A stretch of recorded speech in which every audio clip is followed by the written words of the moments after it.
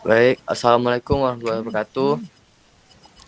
Kami dari kelompok 5 ingin mempresentasikan hasil proyek kami, yaitu analisis pola pembelian produk elektronik berbasis Big Data menggunakan algoritma FB Grow.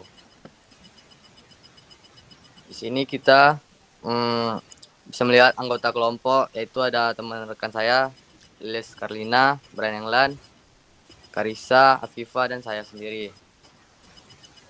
Kita masuk di bagian pendahuluan.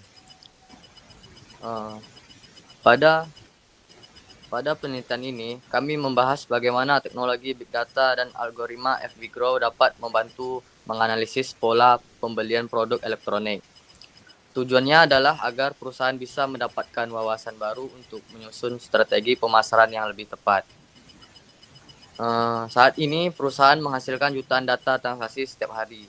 Jika menggunakan sistem database konvensional seperti SQL, proses penyimpanan dan analisis data menjadi tidak efisien karena datanya sangat besar, cepat bertambah, dan beragam. Untuk itu, diperlukan pendekatan Big Data yang mampu menyimpan dan mengelola data dengan lebih cepat.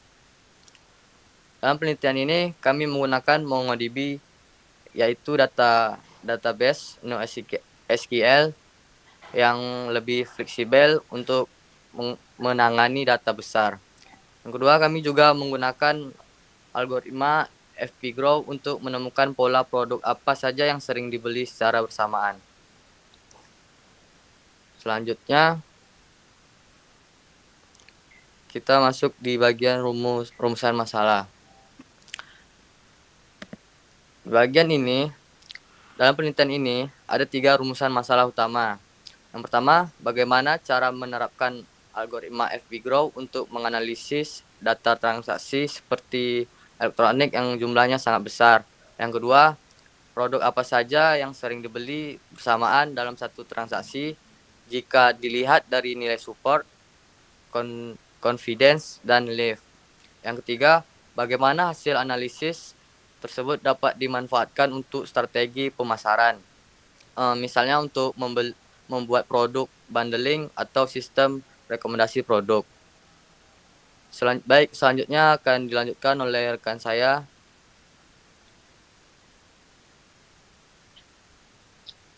Baik, saya akan melanjutkan pada tinjauan pustaka. Untuk mendukung penelitian ini, kami menggunakan 4 landasan teori utama yang saling berkaitan, mulai dari karakteristik datanya, penyimpanannya, hingga metode analisisnya. Pertama, kami berangkat dari konsep Big Data. Data transaksi elektronik saat ini memiliki 3 karakteristik utama atau 3 V, yaitu volume yang besar, velocity atau kecepatan pertambahan data yang tinggi, dan variety atau data yang beragam. Karakteristik inilah eh, sistem database konvensional seperti SQL tradisional seringkali tidak efisien atau lambat saat menangani beban data yang terus bertambah. Untuk mengatasi masalah volume data tadi, kami menggunakan MongoDB sebagai basis data NoSQL. Mengapa MongoDB? Karena MongoDB menyimpan data dalam format dokumen JSON atau BSON, bukan tabel kaku. Hal ini membuatnya jauh lebih unggul dibandingkan SQL dalam menangani data tidak terstruktur dan mendukung skalabilitas tinggi. Selain itu, integrasi MongoDB terbukti mempercepat proses pra-pemrosesan data sebelum masuk ke tahap analisis mining. Setelah data tersimpan dengan baik, kami melakukan proses data mining. Ini adalah proses menggali data besar tadi untuk menemukan pola tersembunyi, korelasi antar produk, dan tren belanja yang mungkin tidak terlihat secara kasat mata. Tujuannya yaitu membantu perusahaan mengambil keputusan bisnis yang berbasis data atau data driven, bukan sekedar asumsi saja. Terakhir, alat analisis utama yang kami gunakan adalah algoritma FP Growth atau Frequent Pattern Growth. Kami memilih algoritma ini karena lebih efisien dibandingkan algoritma pendahulunya, yaitu a priori. Keunggulan FP Growth sendiri adalah mampu menemukan pola item yang sering muncul tanpa perlu membangkitkan kandidat berulang kali yang memakan memori. FP Growth menggunakan struktur pohon atau FP tree yang membuat proses pencarian pola hubungan antar produk menjadi jauh lebih cepat dan akurat. Mungkin demikian landasan teori yang kami gunakan untuk metode penelitian dan alur analisisnya akan dijelaskan oleh rekan saya selanjutnya. Baiklah, di sini saya akan menjelaskan mengenai metodologi penelitian. Penelitian ini menggunakan pendekatan kuantitatif berbasis Big Data Analytics. Analisis dilakukan terhadap data transaksi penjualan elektronik menggunakan metode data mining dengan algoritma FP-Graph. Tujuan utama dari penelitian ini adalah untuk menemukan pola pembelian produk elektronik yang sering muncul secara bersamaan. Proses analisis ini dilakukan menggunakan Google Colab dengan bahasa Python. Dataset disimpan dan dikelola dalam MongoDB sebagai basis data NoSQL untuk mendukung pengelolaan data. Adapun tahapan-tahapan dalam penelitian ini yaitu pertama, pengumpulan data. Nah, data yang digunakan pada penelitian ini adalah data transaksi penjualan elektronik selama 1 tahun, yaitu dari tanggal 24 September 2023 sampai 23 September 2024 dengan jumlah data sebanyak 20.000 record dan 16 kolom. Pada penelitian ini, MongoDB digunakan sebagai media penyimpanan utama karena mampu mengelola data semi terstruktur. Kemudian tahapan kedua yaitu pre-processing data. Pada tahap ini dilakukan pembersihan dan persiapan data sebelum data digunakan. Proses diawali dengan membaca dataset transaksi penjualan elektronik dan memastikan kolom penting tersedia. Pembersihan dilakukan dengan menghapus data yang tidak relevan dengan analisis pola pembelian. Tahap ini bertujuan untuk menghindari bias dan memastikan hanya transaksi yang relevan yang digunakan dalam analisis. Kemudian tahapan keempat yaitu implementasi FP-Graph. Algoritma FP-Graph ini memiliki 3 proses utama, yaitu pembangkitan conditional pattern base, kemudian pembangkitan conditional FP3, dan terakhir pencarian frequent item set. Proses analisis ini dilakukan dengan menggunakan 2 pendekatan, yaitu PacePart FP-Graph dan Mixed FP-Graph. Proses terpenting dari tahapan ini adalah untuk menentukan minimum support dan minimum confidence. Pada tahap ini, algoritma dijalankan dengan minimum support 0,02 dan minimum confidence 0,3 untuk menemukan frequent item set. Kemudian tahapan keempat yaitu validasi aturan asosiasi. Nah, pada tahap ini dilakukan pengukuran kekuatan hubungan dengan nilai leaf ratio. Aturan asosiasi yang dihasilkan itu perlu diuji lebih lanjut untuk memastikan apakah benar-benar valid. Nah, leaf ratio ini dapat digunakan untuk menguji validitas dan kekuatan dari aturan asosiasi.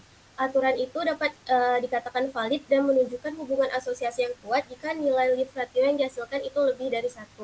Kemudian tahapan terakhir yaitu analisis dan interpretasi hasil. Pada tahap ini dilakukan menentukan pola pembelian dominan dan hubungannya dengan strategi pemasaran. Selanjutnya akan dijelaskan oleh rekan saya. Saya akan melanjutkan presentasi mengenai hasil dari proyek yang kami buat. Pertama, mari kita perhatikan volume data yang telah dibersihkan. Terdapat sekitar 11.000 transaksi valid yang siap dianalisis. Berdasarkan grafik batang di sebelah kiri, maka terlihat jelas bahwa smartphone adalah produk yang mendominasi penjualan, diikuti oleh tablet dan juga laptop. Namun, temuan yang menarik ada pada perilaku pembelian pelanggan, yaitu menambahkan produk tambahan saat melakukan suatu transaksi. Pada tabel association rows yang kami dapatkan, terlihat ada pola yang kuat, yaitu jika seseorang membeli headphone sebagai antecedent, maka terdapat probabilitas atau confidence sebesar 67,6% bahwa ia juga akan membeli aksesoris sebagai konsekuensi. Dan nilai lift yang dihasilkan berada pada angka 1,034 yang karena nilai ini ada di atas 1, maka ini menunjukkan bahwa adanya korelasi positif yang kuat. Artinya pembelian kedua barang ini saling mempengaruhi, bukan hanya kebetulan. Temuan inilah yang menjadi dasar rekomendasi kami untuk menerapkan strategi promosi bundling pada produk-produk tersebut. Dan untuk pembahasan selanjutnya akan dilanjutkan oleh rekan saya. Baiklah, selanjutnya adalah pembahasan, di mana yang sudah dijelaskan sebelumnya dari hasil analisis itu, hasil analisis menggunakan algoritma FP-Graph menunjukkan bahwa pelanggan sering membeli produk pelengkap atau add-on bersamaan dengan produk utama seperti smartphone, laptop, dan headphones.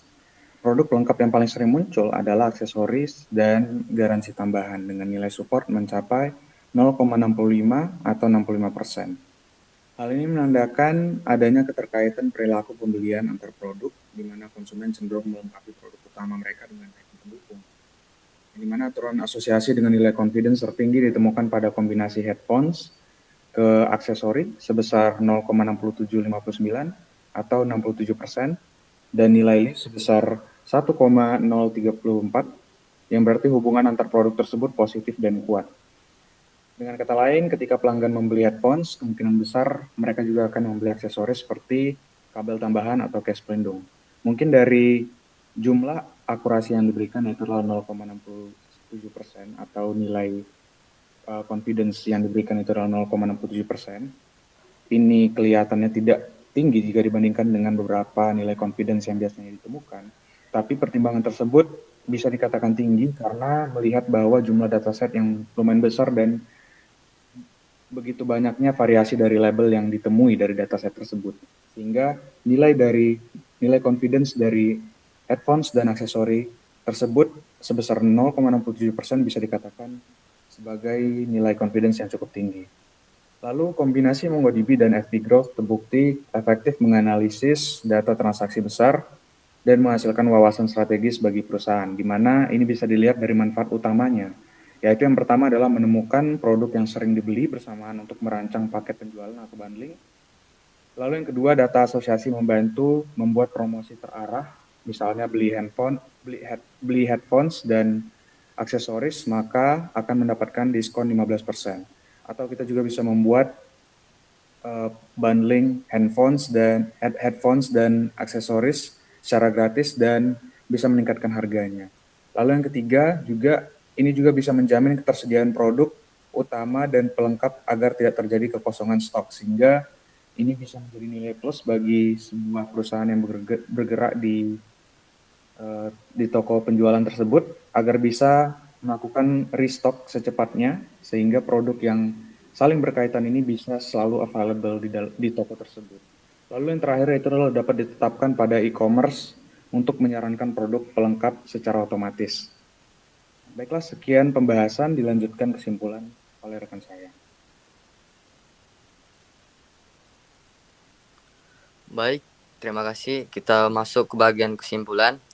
Yang pertama, kesimpulan yang kita dapat ialah algoritma FP Grow terbukti efektif untuk menemukan pola pembelian pada data transaksi yang sangat besar. Yang kedua, produk aksesoris dan garansi tambahan sering muncul bersamaan. Support 0,65. Yang ketiga, aturan asosiasi tertinggi adalah headphones aksesoris dengan confidence 0,6759 dengan lift 1,034. Hasil analisis dapat digunakan untuk promosi bundling, misalnya diskon untuk pembelian paket, rekomendasi produk otomatis di toko online, optimalisasi manajemen stok. Baik, sekian dari kami kelompok 5. Apabila terdapat kekurangan atau kesalahan dalam penyampaian, kami mohon maaf. Sekian, Assalamualaikum warahmatullahi wabarakatuh.